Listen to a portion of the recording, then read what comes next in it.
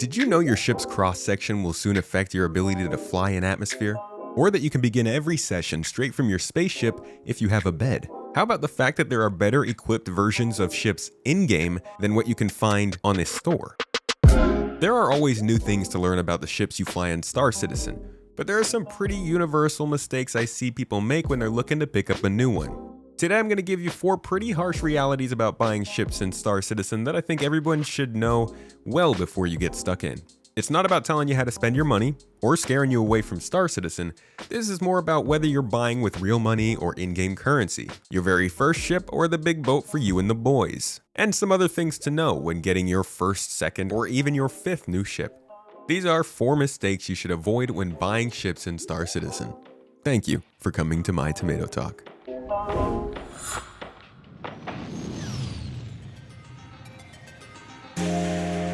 The prevailing thought outside of the Star Citizen community is that you have to spend a lot of money to enjoy or even play the game. This is insane. There are dozens of ships you can afford to rent for no more than 3 hours of in-game earnings. These ships can earn you enough credits to then afford the most expensive items available within a week or 2. Any ship that you do see released exclusively for cash will be available to earn in-game within a few quarters. While it may still not be straightforward to obtain, it'll likely be available in in-game stores relatively soon as well, depending on the type of ship. So especially when getting back into Star Citizen, stick to what's easy and affordable. You will not experience much of a setback, and the simpler ship will teach you lessons you need to learn in a cheap ship, trust me. You're gonna crash a lot if you're new to the game. Grab that $45 package or something else reasonable. Learn the ropes and enjoy everything the game has to offer for the base price. And if you're okay with interacting with others, you're going to find plenty of people in the community ready to let you turret gun, move boxes, mine, salvage, or just run some missions with them. It's very easy to make friends and get some help up to your next ship, so don't worry too much. Oh, and if you haven't made an account, you can also use the Join Tomato link down below. It'll get you and one of our supporters some extra credits so you can start renting those ships immediately in-game. But the nice thing about avoiding this mistake is that a knock-on effect of skipping it is going to make it much harder for you to fall for the next one as well. There are a lot of ships in Star Citizen. Whether you're buying them with in-game credits or real currency, they all have different value to everyone. But some people find they're swept up in the hype of a ship, feeling like they need to like it because everyone else does. Some people collect ships, more power to you, but a lot of times you don't need the meta ship.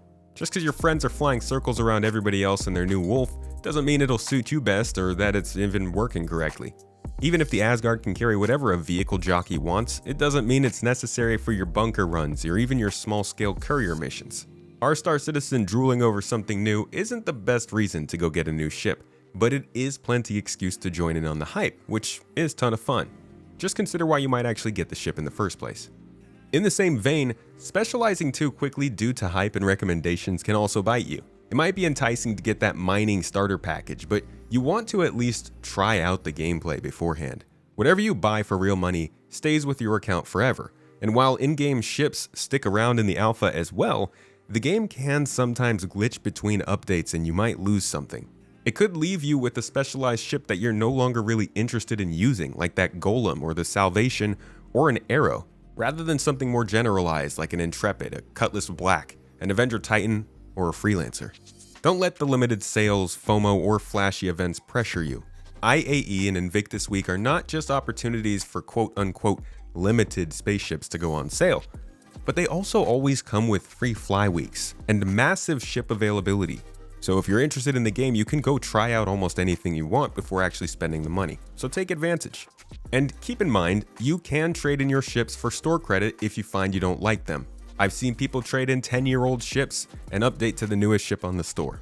But it's not advised to go and trade in the ship that you've used to buy the game as well, because then you'll lose access to the game. Just food for thought.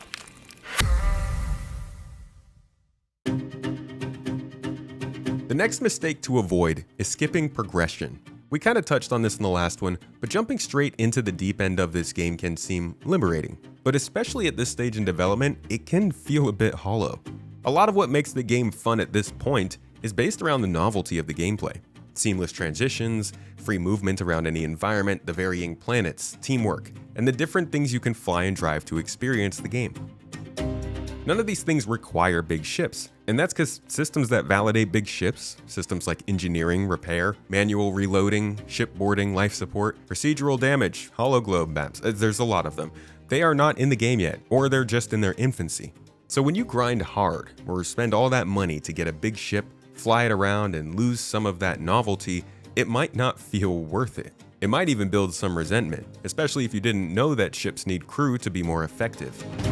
And with all those features mentioned, buying the seemingly most impressive ships may end up with you realizing you're just joining the group of thousands of others waiting for their ship to actually reach its full potential. Now, this doesn't mean don't enjoy the ships. Of course, they're unfinished. It's the reality of the game still being in development. But with so much missing from the game, working towards and earning the ships is a pretty large part of the available progression. I'd suggest taking a step back and enjoying that progression first. Start from your Titan, into your Cutlass, and onto your Constellation. Make any number of jumps from there, the Caterpillar, the Hercules, the Perseus, or the Carrack. There are tons of great options at every level that will take care of you. I personally suggest the Spirit C1 for a second ship because it is the best in the game, don't at me. But naturally progressing to these ships based on your gameplay and what you realize works for you will allow you to know where you want to progress much more clearly. And it'll avoid resentment growing over the fact that your shiny new $600 ship still needs another 2 years before it's useful. Just remember 2 things. Like I mentioned earlier, you'll have plenty of opportunities to try out all of these ships before you want to buy them, so I suggest giving that a chance. And the other thing, you might join Star Citizen because you think you like mining or combat or cargo, but by the end of the day, there might be something else that took your attention. Much easier to make your ship decisions after you get to that point. And if you're looking for a friend to play with, come join our Discord community. We focus on creating a comfortable and pretty respectful environment that sticks mainly to Star Citizen, but supports many other games, all kinds of hobbies, and our own Star Citizen organization, GII.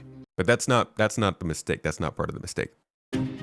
Okay, our next one, don't get a ship because of how it performs at the exact moment. But also particularly with older ships that still haven't been released, don't expect them to work exactly as pitched.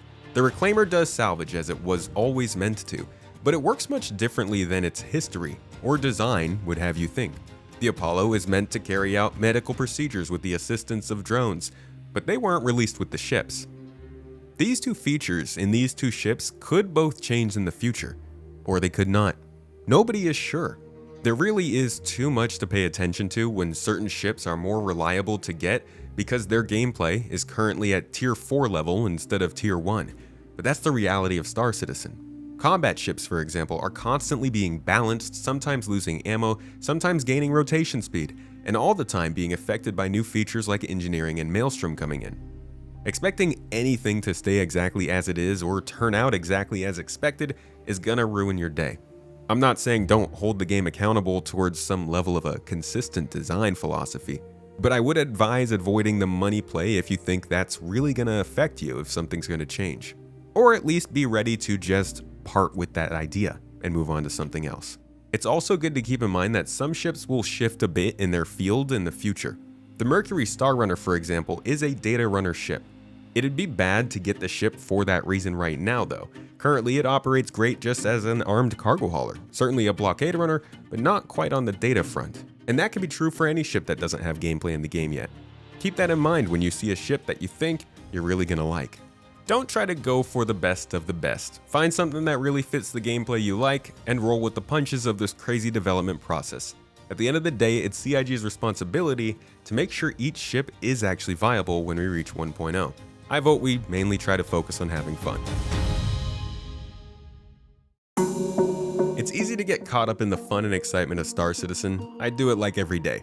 But having done it so thoroughly for so long, I can say many people, not everybody, but many, find themselves regretting a ship or 2 after some time. Because we all have that moment. You know what I mean. It's not just ships. Sometimes you just want to have some fun. And by all means, I say do that if it's that kind of day. But if you're just looking to have a good time, enjoy a cool game, and find a niche that fits, there's a lot of progression to be had in Star Citizen if you haven't started from the top. I'd suggest taking your time, not chasing the meta, and enjoying what's already there. The rest will come, and you'll probably appreciate it a lot more this way. Thanks for watching this until the end. These are 5 mistakes I think people make that they regret. I'm not saying everyone makes them. I'm not saying that it's wrong to do these things. I'm just trying to lend a little bit of advice to players. I don't want to tell you how to spend your money, but I do believe I can offer some insight as somebody who's been covering this for a long time. This channel has been making videos like this every week for years to help players understand, keep up with, and digest Star Citizen and the development of it, and its single-player counterpart Squadron 42. If you're interested in more of that, consider subscribing, and check out another video or two like this one here on the screen that goes over the 6 stages of Star Citizen. See if you can find which stage you're at.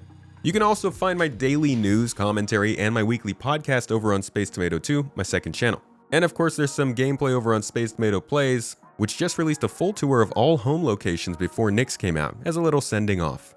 Anyways, thanks again for watching. I hope you learned something new in this video, and I'll catch you in the next.